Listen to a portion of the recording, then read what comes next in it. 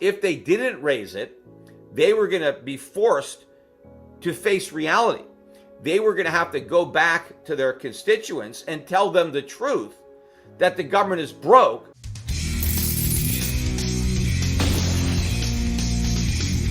In today's video, Peter Schiff, founder, CEO and global strategist of Euro-Pacific Capital, gives a warning that the 2008 crisis was just the prelude to a larger sovereign debt crisis in the United States that may lead to a collapse of the US dollar. The stock market loved the jobs report. It's one of the strongest days I've seen in the stock market in some time. The Dow finished up better than 700 points on Friday. That's a gain of about 2%, a little over 2%.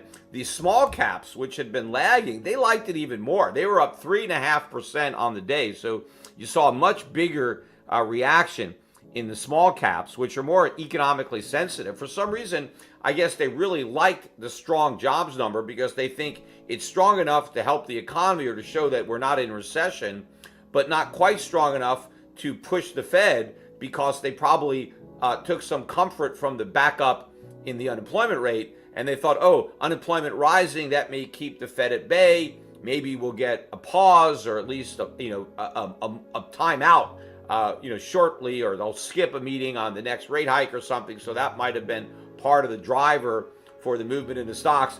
The Nasdaq, not quite as strong. Of course, it did hit a new high today, a new 52-week high. It's the only index that is making new highs, but it was a laggard. In fact, the Nasdaq 100, the QQQ, was up less than 1% on the day. So the tech stocks getting a rest relative to the rest of the market. The sector that got hammered were the miners, the gold and silver stocks, which did very well on Thursday. I mean, when they didn't sell off based on the strong ADP number, we got a big rally. They didn't shrug off the strong non-farm rally. And I think one of the reasons that gold reacted weaker on Friday than it did on Thursday was we had a rally already on Thursday. So, gold had rallied. But also, I think the strong movement in the stock market probably got people to lose interest in gold and gold mining stocks when you had such a strong day in the market. There has been developing a bit of a negative correlation, and it's not every day, but I've noticed it, that when the stock market is going down, that's when you start to see some interest in the gold stocks. And so when the stock market is booming, then those stocks are going to have a headwind. And I think that's one of the reasons that you saw weakness. It wasn't even so much that it was the strength of the jobs market, but it was the strength of the stock market that I think was undermining gold, because we didn't see this kind of strength in the stock market on Thursday, and gold was able to rally in the face of a strong jobs report. But it wasn't able to do that on Friday because it also had the headwind of this booming stock market. So at the end of the day, gold was down about 30 bucks. That was pretty much the low of the day. I mean, gold was down and then it fell all day. It never really recovered. It didn't even try to recover. I didn't see any kind of rally at all following the initial drop after we got that jobs report. In fact, it was just a slow and steady grind lower for the rest of the day. Silver also down. Gold below 1950 on the week, 1947, but still, I think holding in a narrow range that to me is bullish. It's consolidating, waiting for the next move up. The dollar did rally, but it sold off the day before, so the 2 days combined were about a push. The dollar index closed the week just above 104, I think at 104.03. So I still think that the news is bad. I don't care about these headline jobs numbers. I think, they're a bunch of BS personally. I don't buy it. I think all the other evidence that confirms that the economy is weak and that it's in recession, people keep saying, how can an economy be in recession if it's creating all these jobs? Well, if you're in a recession where people are forced to take more jobs because the economy is so weak and prices are so high, they can't get by on one job and they need more jobs. And so those additional jobs get reflected in these job numbers. That doesn't show that the economy is strong. A strong economy is an economy where people don't have to work as hard, where you can get by with one job. In fact, you can do more than get by. You can save more. And also, if you look at the numbers that we've been getting, the manufacturing numbers, again, losses in the manufacturing sector. We just got that bigger than expected merchandise trade deficit. I talked about that. All the ISM, PMI numbers in manufacturing, all very weak. To me, that's a weak economy. A weak economy isn't as productive. And a weak economy that is producing less and therefore relying more on imports means we're going to have bigger budget deficits. We're going to have more inflation because those deficits are going to have to be monetized regardless of the position the Fed is taking now. So all this stuff is negative. Whether or not the traders can recognize that right now, they don't. But ultimately, the fundamentals are going to prevail. We are in a weak economy, high inflation environment, weak economy, strong inflation, stagflation. That's where we are. Everybody is in denial. But over time, the markets are going to have to accept this reality.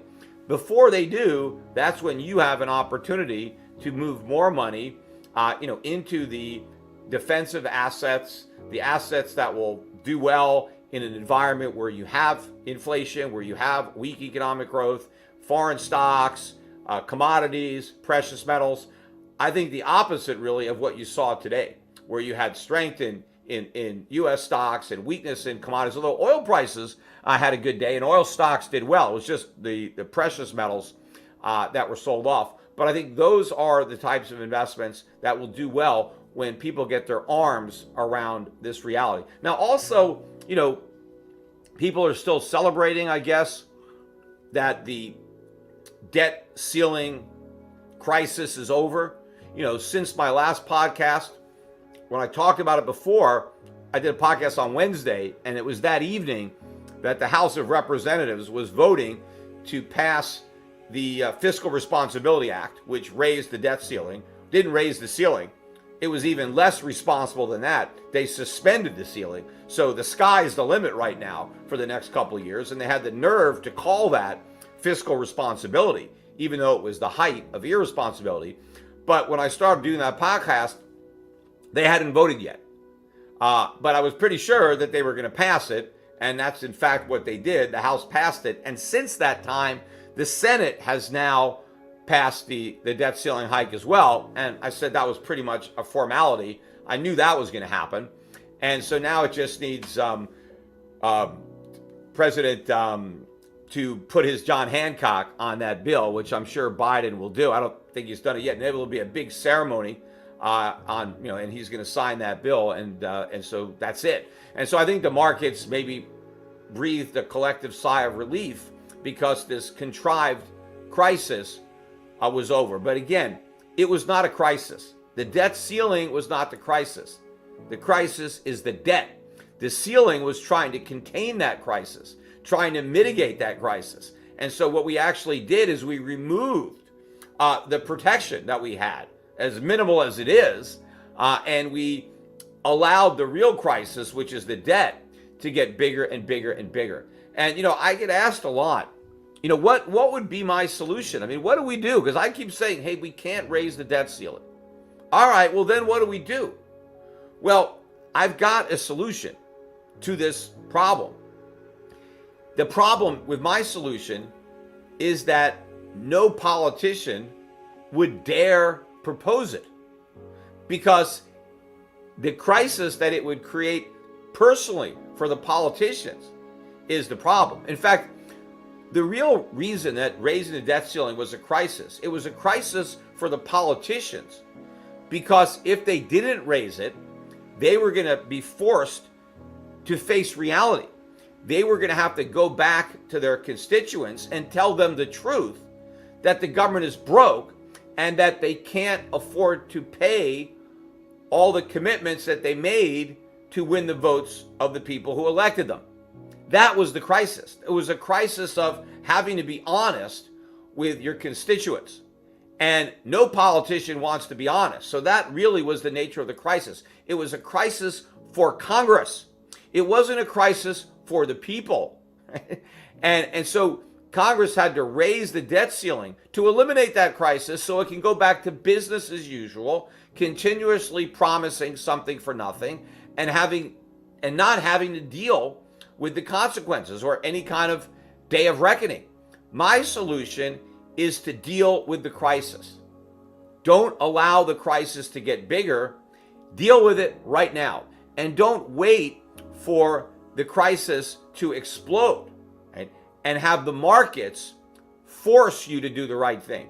Because when the markets force you to do the right thing, it's going to be a lot more painful than if you grab the bull by the horn and you decide preemptively to do the right thing without being forced to do it by your creditors, right? That's what we should do.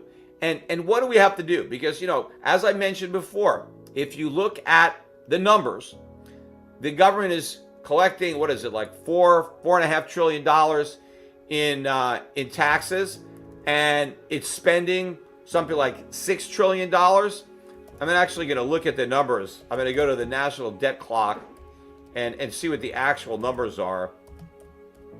I should have probably had this up on my screen before I started this podcast, but I didn't. So I'm going to go to the national debt clock, and you can just go there yourself. So I'm not making these numbers up. It's usdebtclock.org, and you can see the numbers, right? They tell you what the U.S. government is spending. So it's spending $6.14 trillion. So I was pretty close. That's what the spending is. But if you look at the total tax revenues for the United States, let me see where those are. It's $4.6 trillion. And so the deficit is $1.6 trillion. But again, that excludes a lot of off-budget stuff. So you really have to increase that spending number, because I don't think that number counts the spending. It says, it says that's the actual spending. The official spending is a little bit less. So maybe that is the number. But I'm pretty sure that the deficit is going to clock in at better than $2 trillion, not the $1.566 trillion that is being estimated by this number. But even those numbers are enormous. But there is a huge problem between revenues and expenditures that needs to be fixed. And there's an enormous national debt. Right now, according to the national debt clock, we're at $31.8 trillion. Now, the debt ceiling is $31.4 trillion. So we're already a few hundred billion above it, and we haven't even suspended it yet. So we shouldn't even be where we are. But I have a feeling that as soon as we have the official increase, that number is going to spike. And we're going to see a number above $32 trillion in debt very quickly, headed to $40 trillion over the next few years. We've got to deal with this crisis because it is completely unpayable.